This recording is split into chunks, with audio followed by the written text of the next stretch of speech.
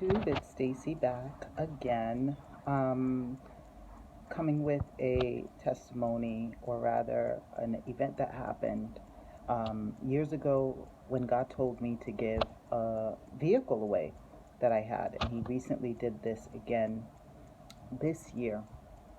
So I want to put this disclaimer out that this information I'm sharing is only for the purpose of spreading the gospel, bringing awareness of who Jesus is and what He's done. It's not for resale. It's not for you to take and record, put in a book, and try to sell it, but really for giving away truth of what has happened in a portion of my life. And so it starts with meeting this young lady that's related to my cousin, and we became friends and acquainted. Um, and she one day came over my home to connect with me on some topics. We were talking about business and other things. And in that situation, she didn't give any insight on her personal situation relating to cars or anything of that nature. And so we had a brief meeting, we had a good time, connected, and then she went home. In that moment, I think an hour later, I started to clean and broom my apartment. And while I was brooming, my mind was thinking about, okay, let me see the next area that has a little crust in the corner, a little dust ball. Let me just get that area. And that's all I was thinking about.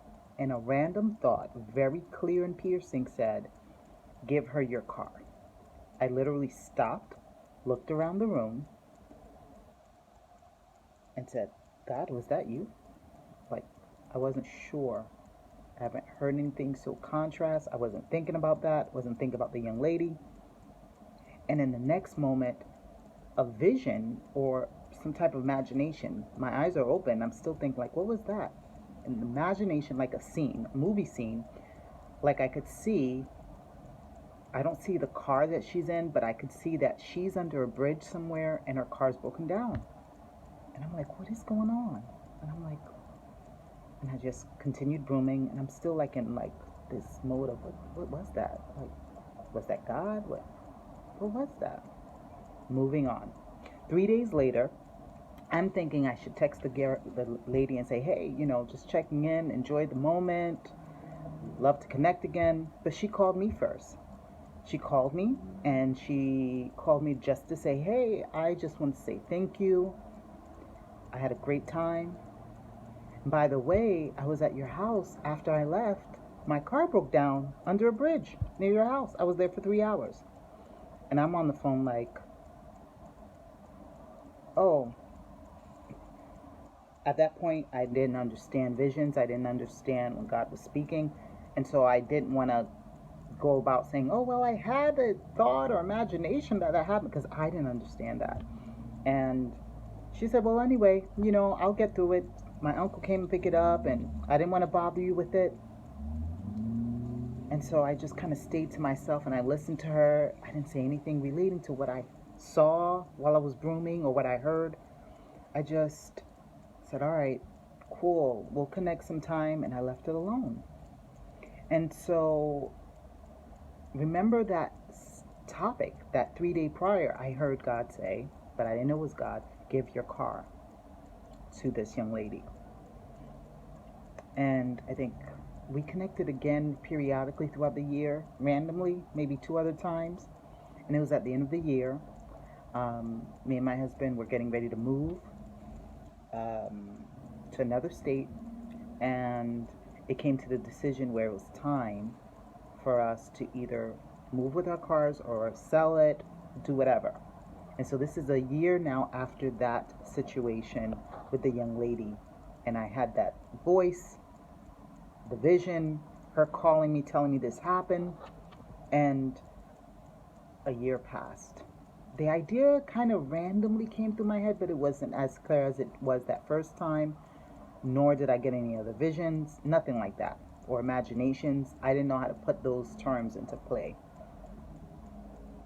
The 2 week span before we were leaving, we already packed, we already gave away things in our apartment. It was now to decide, are we moving with the cars? Are we selling them? And so I agreed. I said, you know what? Let's give my car. It was a new car. It was a '97 Nissan Sentra at that time. And during that time, it was probably what, 10 years old. No, no, no, maybe like 9, 8 years old, under 10. And um, I told my husband, do you have anyone? He said, well, my mother-in-law might need it. So let me ask her. And I said, okay, cool. Go ahead and do that, and I'll leave it alone. The moment I said that, I felt like in my chest something was wrong. Like I did something extremely wrong. The thought that kept surrounding my head, my heart, was that young lady. And I'm like, okay, why do I feel that way? I don't owe her anything. She didn't ask me for anything. What's the deal with this car and this young lady? And I just tried to block it out, but I couldn't. It was so strong. If I can compare the feeling, it was almost like if your child was put up for ransom somewhere and you had to find money to get that person out. So that urgency, that need of having to get something to someone else. And I was like, okay, God, I don't know what if this is you, but this is really extreme. So I don't even have this girl's number. If you want me to give her this car, please let me have her number, because a year had passed. We kind of lost contact. And so I quickly called my husband. I said, hey, did you offer the car to your mother-in-law? And he said, no, I didn't. I didn't do it. I said, don't do it. Um, I think God is telling me to give this car to this young lady. Remember I told you, you know, a year ago I heard this idea to give this car, and he was like, okay, well, go ahead and check with her and then let me know. So I was like, God, if this is you, this is really crazy to me. Like, I'm not a millionaire. I'm not a billionaire. Maybe in the spiritual realm, but I'm also here in this figurative language. So giving a car like that, um, it was just out of my natural, and I wouldn't have a car. It would just be giving it. And so I said, okay, Lord, if it's you, I don't know what this feeling, this burden is. Let me find her number. So I go through my contact list on my phone. I don't see her number. I don't see her name. And then the idea came in. I said, let me look in my text messages to see if there's any conversations that relates. So I scroll, and so down at the bottom, like a year later's worth, I find conversation with her. I quickly highlight it.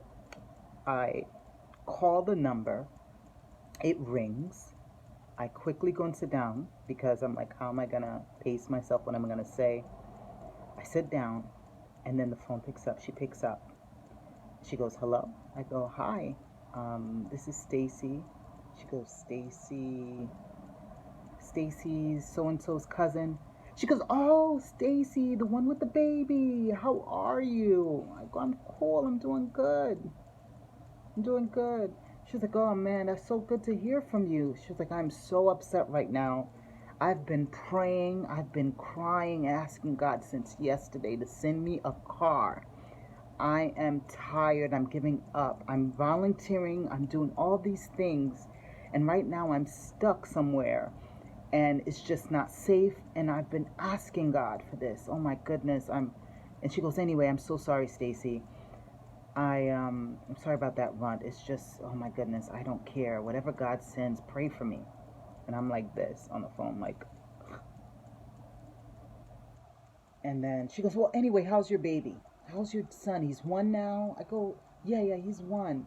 I said, listen, I called you very specifically because God had told me a year ago to give you my car. And I'm calling right now to tell you I have to give you my car. She screams on the phone, hangs up, or the phone disconnects, and that's all I heard. And I'm left with this, God, thank you so much for the opportunity to using me for your purpose, but I don't know how to handle it. I'm so honored that you speak through us and you use what we have. And then an hour later, she calls back crying, and she's like, oh my goodness. I was just asking God, I don't care if it's a lemon. This is what the young lady's saying. I don't care if it's a lemon. I need something to go to do his work and to run my life at this moment. And I was like, well, it's yours. Let's do what we have to do. Come pick it up. And she's thanking me. And I'm like, don't thank me, because God had told me to do this. I said, this is not something that I thought of. This is not something that came out of my imagination. I didn't know about your business. This is God who very clearly assigned me to do this. And we went about the process. She was so thankful, and it brought so much warmth in my heart. However, I could not receive the thank you, because I know it wasn't out of something I was conjuring up for myself or for her. And so I I was just so honored, but I felt so bad. It took a year. A year. God told me that like a year before give your car. I didn't understand if it was even him. He gave me a vision of what was going on that moment. I didn't understand until 3 days later she confirmed. I was like, oh Lord, please help me never, never to sabotage when you speak to me. That was 7 years back. So I've grown much more closer to the Lord, and I'm able to say, okay, when he talks, I know, let's get it moving, because it's not depending on what I'm doing. It's if I get to listen, right, that someone else could get through what they need to get through. God needs people here on earth to use. It's a law. He basically says, in the beginning of the book of Genesis, he says to Adam, go ahead and dominate the world, in essence. You own and you manage it. And he literally, if referring to God, has to wait until we agree with him or find someone to agree with him to get things done here. Notice that in all the patterns, he needs a human being to access here. As long as you're human and you're spirit, you have to have a human counterpart to associate here. And that works as well with the other realm as well. And other realm is what I'm talking about, evil as well. They need human beings with bodies here on earth to do things here on earth. It's the principle. And so if you don't agree with God, he can't do it. He needs someone that will agree with him. And so I was like, Lord, I don't ever want anyone to suffer on my behalf of not hearing you, listening to you, understanding. Please break that disconnect.